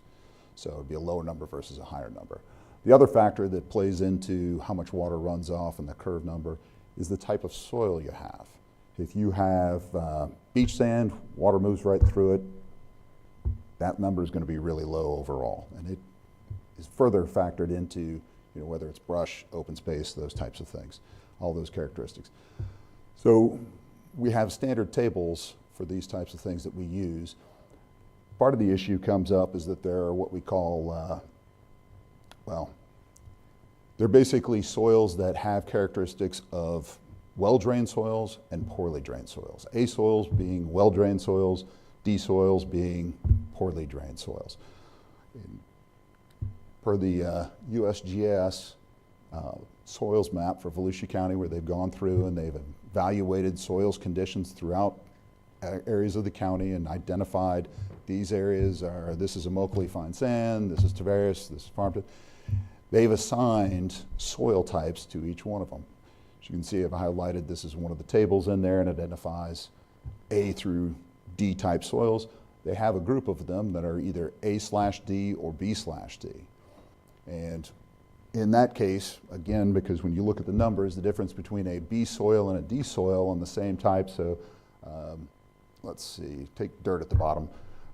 So a B with just a dirt area is going to have an 82. So that's not too great, but it's not too bad either.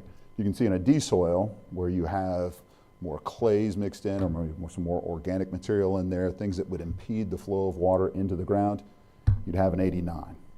So the number you use for that can have an effect on your stormwater model and can be, I won't say manipulated, but I mean manipulated, such that they may show that during the pre-construction condition that there's more runoff occurring than might actually be to shrink the size of their pond or their improvement. So when it's a split soil type, an A/D or a B/D, what we'd put into the code is that they have to go ahead and use the better case, in this case the one that holds more water on site and shows less runoff, so they've got to hold the bigger difference, or hold the biggest difference overall.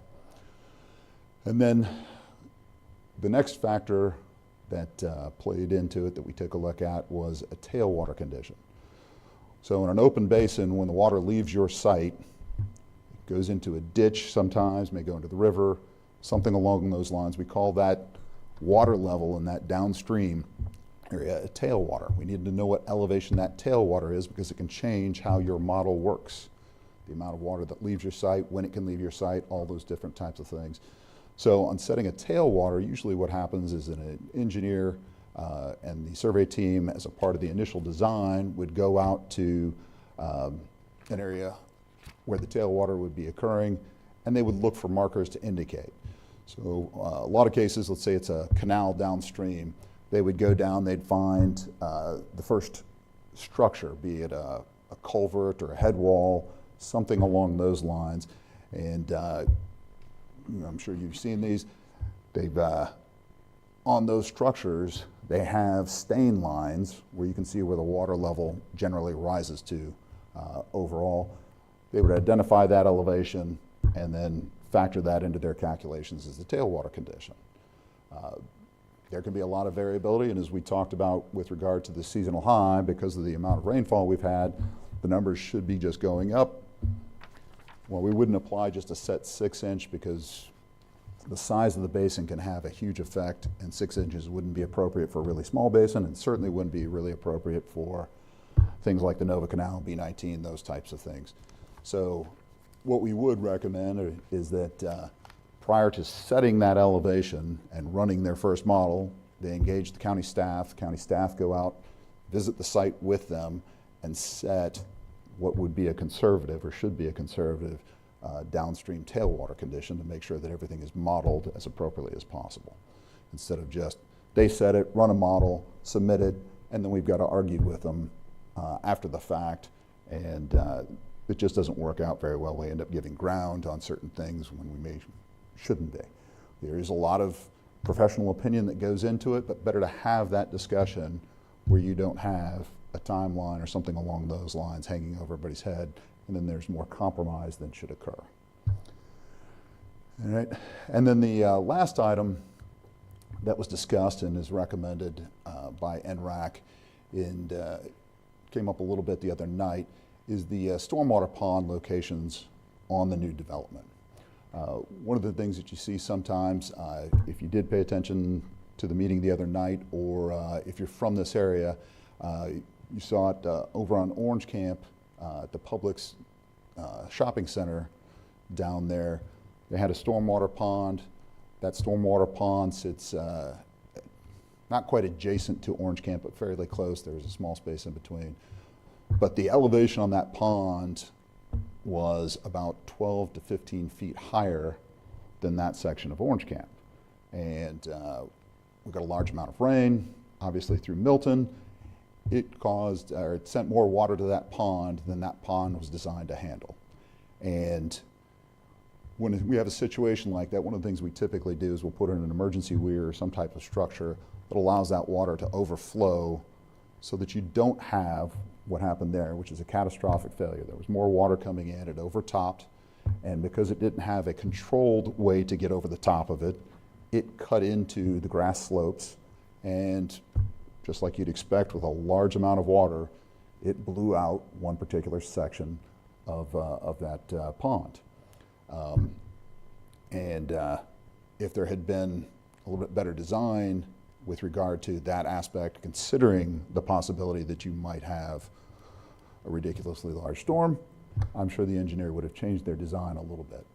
So one of the things our code doesn't speak to a pond location or trying to deal with that type of situation. So that's what we're recommending as a part of this. One, the pond should be located central to the project, where your property is basically providing space from the exterior edge of your property, such that if the water overflows, it overflows your property before it leaves your property.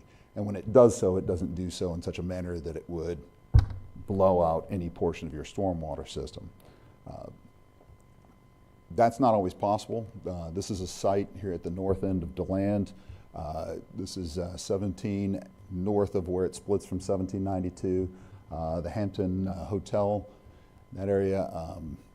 They've also opened a Culver's just next to the hotel, so if you've been through that area, you see that. But all that area drops from the east side, the right side, down to Lake Gertie on the west side. And it's that's about a 30 to 40 foot drop in that space. And the stormwater pond is located on the western side of the yellow shapes there. It's the long north-south, irregularly shaped at the north end section there. And its downstream side, its western side, the elevation change from the bottom of the pond is about 8 to 12 feet along that side.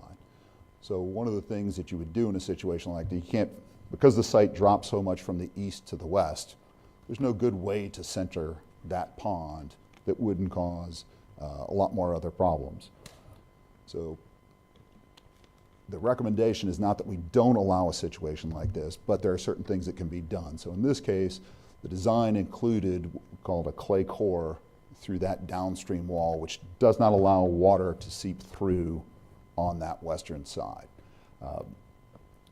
The structure, or the pond, also includes an emergency overflow weir that is not a box structure like you see in a lot of these stormwater ponds, but it's a concrete weir over that edge that is set below the elevation of the top of bank that allows that water to, if it gets a catastrophic storm or something that hasn't been anticipated, that water flows through that aspect and doesn't cause the same problem we have down with the Publix pond. So that's what the rules recommendation is, that if your pond is adjacent to your property line and the property adjacent is lower adjacent to your pond, that they would need to provide some controls that would be approved by the county staff to make sure that a catastrophic event like you saw at Publix does not occur. So that's the recommendations that have been made. If you care to go through the language, we can certainly do that. You've been provided it, but if you have any questions, I know it's an exciting topic, but you have no idea how exciting the topic is. Thank you. Any questions for the presenter before I get started?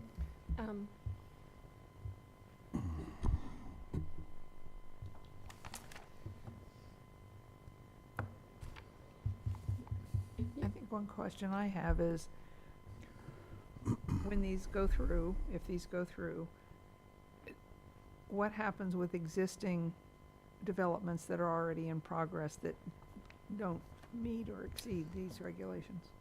A big part of that, and Colin can speak to it probably better than I can, will depend on how the county council, when they approve it, whether or not they'll set an effective date. And go ahead and yell at me if I'm using the terms improperly, but they'll set an effective date. And generally the way it works is, based on that effective date, any applications that have already been received continue forward with the rules as they are. And then anything that's received after that. Now they have I think there's some legal authority to go ahead and apply that to any developments where the applications have not been issued, but again, I'll allow Paul to speak to what There's usually, when you make major changes like these, usually applications in process or that have already been received, they're considered grandfathered. One of the things you can do is time out applications that have been issued, so long as they have, if they haven't actually constructed it. So for example, a PPL, preliminary plat or construction plan, is good for X number of years, and then it expires, and then you have to redo it in compliance with the new standards, assuming you haven't done any construction. So, but typically if there is, if an application is already underway under the then existing rules or has been issued, there's a grandfather kind of safe harbor period that is typical of any type of these, horizontal development type changes.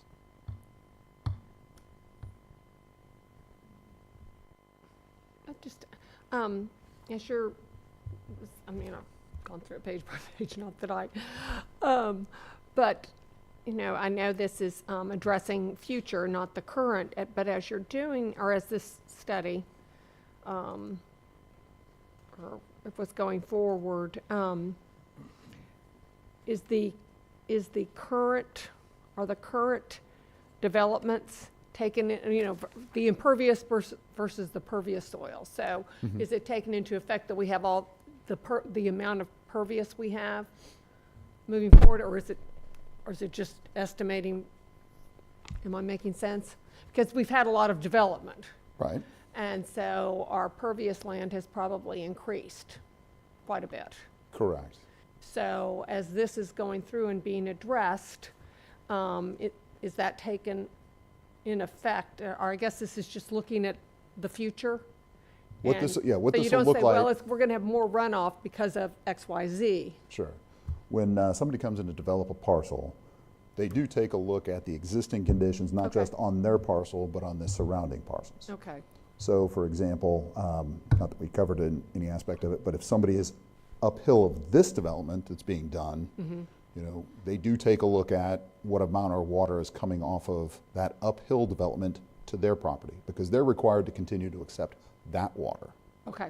And so, yes, they do take a look at things in the surrounding area. In the surrounding area is not correct, advanced. but you know, they're not going to look at something that isn't a direct effect to the stormwater model in that particular area. Okay. If that's kind of what you're asking. So, and this is coordinated with each city, or is the county over It's in, each city? The way the rules work is the county has, per the charter, a county minimum standard for certain aspects under the environmental. Stormwater is one of those. The county does have in Chapter 50 set requirements that have to be applied whether it's unincorporated or inside the city. Cities have to meet that standard. They can make it tougher, but they cannot loosen it up. Go below. This in particular is not applying to Chapter 50. This is applying to Chapter 72, which is our own rule. Obviously, we have to abide by what we have in Chapter 50, but it's not exactly the same. We do have some differences, and that's what these differences are being applied to. Okay. Chapter 50 would require a change to the charter and coordination with the cities, and it's a lot more onerous. I believe the goal at this point is really, we can make a change to Chapter 72 and start applying that to our own developments a heck of a lot quicker. No reason to wait. Let's go ahead and start applying that now and get that moving. Then going back through, okay, gotcha. Okay. I'll think of some more. Go ahead. While you're, yeah. Okay, so let me start by saying that I have some direct experience with stormwater management in the sense that, and planning in the sense from a development standpoint, developing properties for the last 25 plus years. So I'm familiar with the process and the inner workings and the hoops that have to be jumped through. What I'm not familiar with is is NRAC and the folks who are on that staff for NRAC.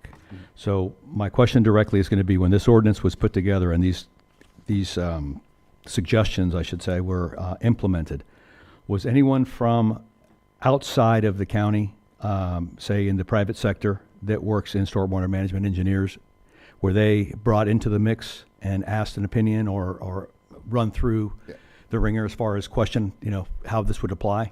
Sure, I understand the question. NRAC is a citizen committee.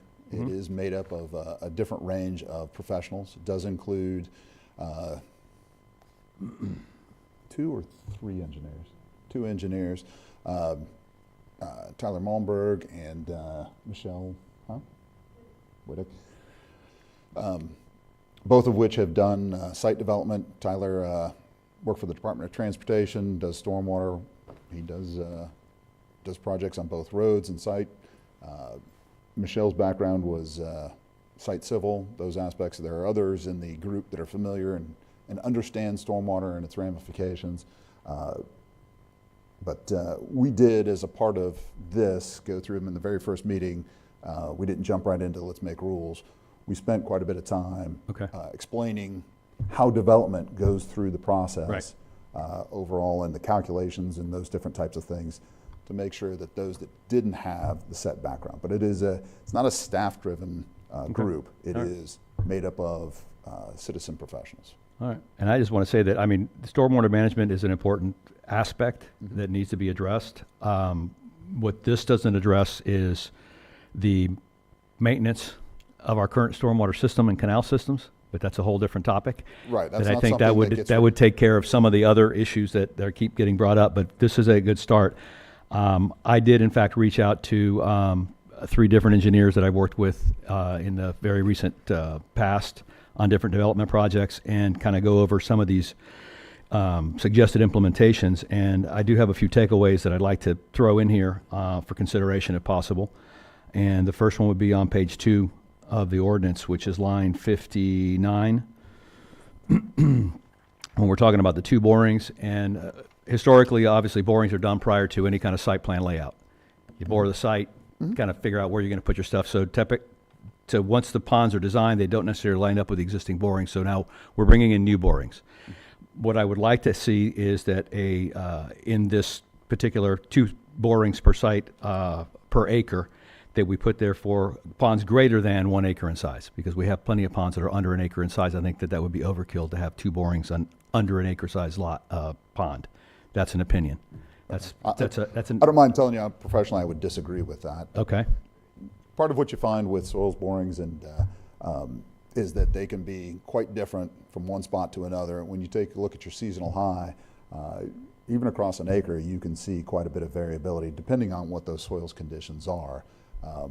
So I'm never in favor, and I'm not applying this to the rules. I did site development for years before I came over to the county to do this type of work. Worked at the Department of Transportation myself, and you see too much variability on these smaller ponds, and I would always require the geotech engineer to go ahead and put 2 bond borings in there. They would prefer to do that.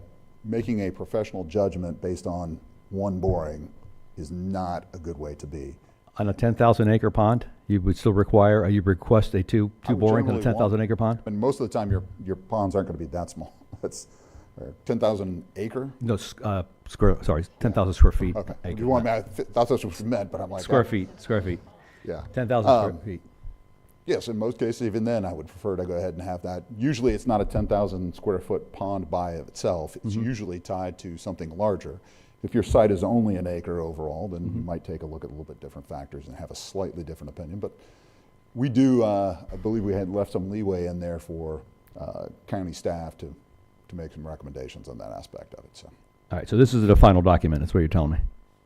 These are not final recommendations? No, they are final. They are final recommendations. Okay. So then I go back to my original statement. Then that, to me, that line in there that for ponds greater than 1 acre in size would be a requirement for my approval on this one.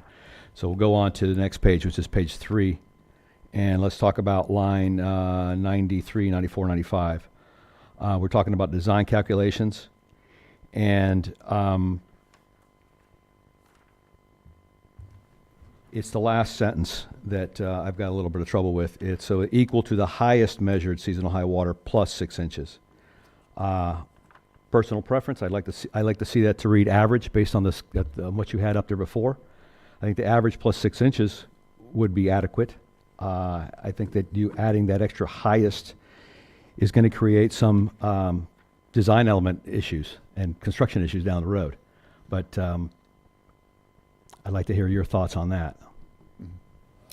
Well, again, the concern in this case is that the seasonal high is changing based on the rain pattern that we've had. And so you're making an assumption that we don't have a basis for, there's no such, as far as I'm aware, ability to project what a seasonal high will be if the rain continues to stay at the level it's at or grow a little bit more as it seems to be doing over the last 8-9 years. So as such, I think it's a gray area overall that I'd be more comfortable, I'm more comfortable with it being tied to the highest. Obviously, I'm more comfortable with average. Yeah. Understood? Yeah. It's a difference of opinions. Yeah. Yeah. The problem and the concern with a lot of this, and part of the reason I would recommend being conservative, is once this gets constructed, there's no fixing it. Right. You know, there's no coming back and changing the pond, raising your entire site once your site is constructed overall. And I understand and appreciate what it does. And it may be the reason that some of the people that don't like flooding would actually agree with you as opposed to me, is that what this would do is going to increase the amount of fill that you're going to bring to your site, raising your site overall. So certainly understand. Okay. And then we go to, let's go to page 4 of 6. Then we're talking about the ponds being internal to the project. Obviously, it creates such a site design issue, putting that pond smack dab in the center and and trying to design around that. Sure, and that's why we acknowledge that there are situations like the Hampton Inn site that doesn't work. That's why we did put in here that the CDE is the community or the county development engineer, which is the assistant county engineer. She may require or allow for that to occur, but then require things like a clay core or the weir in those cases. So we're not saying it absolutely has to be. Again, their sites, the Hampton Inn site is a perfect example. Even the public site, to a certain extent, it could be argued. You need to put the pond at that location. Okay, we understand that, but then you have to take make modifications to your design to prevent what has occurred. Right. I mean, the failure of obviously of those berms and those ponds is definitely of concern, and we're making strides towards that. But I'm also trying to keep this where it's actually we can continue building, within a certain extent. Again, I've been on that side. I fully understand, and I don't think that any of these are that big a problem. I'm sure if you asked the developer that built the Publix, who's now going to have to go in there and retrofit all of that, he would have rather paid for a clay core and a weir ahead of schedule or ahead at the of time. Yeah. Well, it's possibly, and for the engineer's insurance company would prefer that if that's the case. Hopefully they had good insurance. Yes. Short of that, I mean, you've got a few changes here and there. I mean, nothing that I really need to bring up at this point. I think that we're making strides in the right direction. The language is what's troubling for me. And not being by admission, not being an expert in stormwater management, but relying on those who are smarter than I am as far as that is concerned, I would like to see more input from that private sector on that before this gets approved. But I'm willing to move this forward to the county council and let them bring those comments forward and let the private sector come in and basically have their time in front of them. So. Anybody else have anything else to add or to say? About the number of borings. Mm-hmm. And this is just, I'm not familiar with this type of construction or whatever. 2 borings per acre. Mm-hmm. If it's a 10-acre pond, would there be an inclination of someone who wanted to group them all together? Or is there some way to state that it has to be spread out over each acre? I could say that's the way the county staff would be interpreting it, is that it would need to be spread over that area. Representative. So, Yes, ma'am. okay. Thank you. Okay. Any other questions? No? Thank you. Yep. Do we have any public participation on this one? Yep, here we go. We got one. Come on up. I don't have a sheet, so I'm assuming yeah. Name and address for the record, please. Good morning, Mike Woods, Cobb Cole, 231 North Woodland Boulevard. Here on behalf of kind of myself as a citizen and generally supportive of what's coming forward, but I wanted to come up in part from some of the conversation with you, Mr. Costa, and with Tad. Sometimes you guys have heard me talk about how our regulations come forward, and it's usually driven by never again rather than by what we want to see. And that's okay. And I don't think that's what's happening here, because these regulations were already underway well before the hurricanes kind of came through. It's just the hurricanes now have shown us kind of the worst case scenario, and we can kind of take input from that. Most of what is being adopted here, and also with the LID standards, and that's really why I'm coming up here, because I want you to consider how these are going to be working with the new LID standards that have come before you and will be coming in front of the county council, because I think in conjunction it works out really well. And I think we'll probably go to resolve some of your concerns about an overreach or an overstep. But you guys have a pretty big role in this too moving forward, because even on this, your regulation, right, whether it's the average or the mean high, reasonable experts can debate about that. And then the 6-inch, it probably could have been 8, and that would have been passable, could have been 4.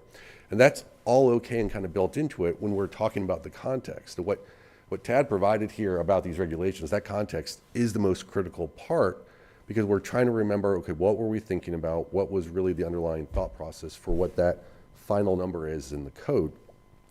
But the problem that we sometimes have is,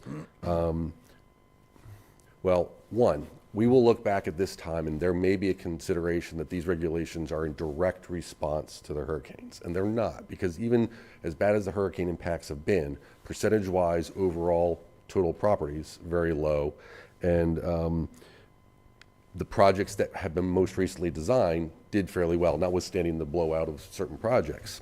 But what ends up happening oftentimes with these regs is that 5 years from now, 10 years from now, we kind of forget the nuance and the why, and then we act with a lot of rigidity, right? The number's in there for a reason, and when someone comes in asking for a variance or from relief, it's like, it's a giveaway to the developer. Well, there's a good reason for it. But here we've just kind of talked about that there's that basic information.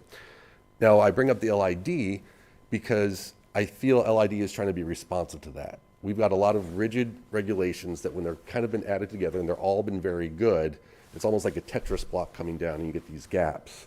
And the LID standards coming forward kind of help smooth that out and gives it more fluidity, you know, no pun intended there, for some of our regulations. But kind of the adage of once taxes go up, they never come down. Regulations get added and they never get withdrawn. I mean, we can go into a, you know, we may find this is an aberration of rain. I don't necessarily think that's the case, but if we're back into drought conditions, it's not like we're going to revoke that back, because again, how dare you, you're taking away, it's a giveaway to the development. And even in these kind of conditions, the LID standards tell you to put your stormwater ponds in the low depressional area. What's that conflict that's going to be when that low depressional area is on the edge? Now, I think they've got a resolution. It's about the engineering and stuff. But all I'm trying to say here, and again, I'm in support of these regulations as they are drafted here, is remember your role. Some of you have been here since the '04 hurricanes when we had other regulations and our closed and open basins came in. But when a variance comes up or staff is trying to come up with a better project and the regulations are kind of grinding against themselves, that's where that role of this organization, this body, kind of comes in to support that variance. And the best analogy I can kind of give you is, I don't know if you've ever seen, there's a YouTube channel where folks that are driving like U-Hauls that don't normally drive it, they hit the low-hanging bridge and they kind of get stuck. And the best simple solution when you kind of find that is you let the air pressure out of the tires and it lowers it down. When it's a regulatory kind of context, oftentimes we have felt in the past that there's no way that the tire pressure cannot be changed. So you're either told to go reconstruct the entire vehicle or just chop off the roof and move forward. And you can get under that pass, but you've got a truck that now no longer has a roof and nobody's happy with it. So I think with these regulations here, they serve a good purpose. I look forward to seeing with the LID and trying to take what we have and then making sure that we don't just look at the elements in the code specifically, but the reasoning behind it to come to a better project. And I think we're pivoting towards that. And I just, you know, from my 2 cents, I think this is in keeping with that, and I feel much more comfortable. Some of those concerns I would otherwise have with you, I think we've got, the tide is moving in the right direction to be able to resolve that properly. So thank you for your time. I appreciate it. Thank you. Any other public comments? No? No? All right, any other questions for staff before we close the floor? Mr. Chair, just a point of procedure. So this is going to a special meeting on February 11th, 2025 at 4 p.m. It is going to be heard together with the two low-impact development or LID ordinances because, as you know, Mike pointed out, they're working together and they've been in development for I don't know how many months, if not a year. One of the things that we're going to do is leave this particular ordinance kind of a little bit more open than, for discussion. So, anyone can attend if they have, any additional recommendations or additional comments. It's going to be on these two particular sections, 72, 728 and 29. 778 and 779. So, those two sections can be what's discussed. Can't go outside of that because that becomes a noticing issue, but Can you give me that date one more time on the special meeting, please? sure, it's February 11th, 2025. That's prior to our next meeting. Yes, it's going to be at 4 p.m. here in the auditorium. So what, if I hear, I just understood you correctly, this ordinance as it's currently written then is still fluid? It's not concrete? Yes. Within those two sections, 72, 778 and 72, 779, anyone can show up and the county council, if it's a special meeting, they can act, they can make any amendments and changes. Okay. In that case, then I have a different perspective. All right. Thank you. Anyone else? All right, so we're going to close the floor for public participation and open the floor for staff discussion and or motion. So before we start with the motion, let me just say from a discussion standpoint that my initial intent here was to vote no on this, specifically because I think it still needs a little bit of tweaking here and there. I'd like to see more private sector participation, but now knowing that we've got a special meeting going through, I have no problem moving this forward to get it to that meeting, and then putting that word out so that the private sector then has the opportunity to go in there and voice their concerns and or improvements to what's on here. I think that we're making strides in the right direction. I just didn't want to see a big knee-jerk reaction to the situation that occurred, but more of a methodical and educated reaction. And with that, I'll take either a motion or more comments. I'll be glad to make a motion. Please go ahead. I move that the PLDRC forward ordinance 2025-06 to the county council with a recommendation of approval. Let me back that. Is it 25004?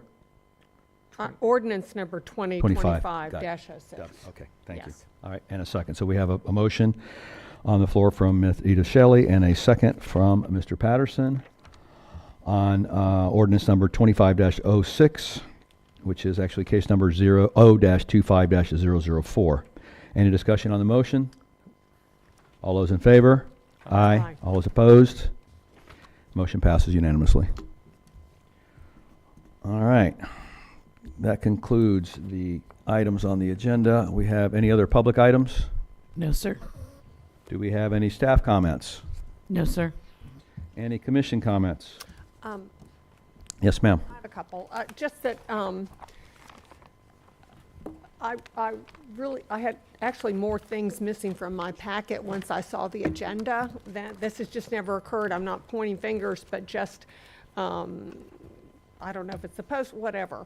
But I had several items missing from my packet and also no agenda in my packet. So I was therefore not able to even realize those items were missing.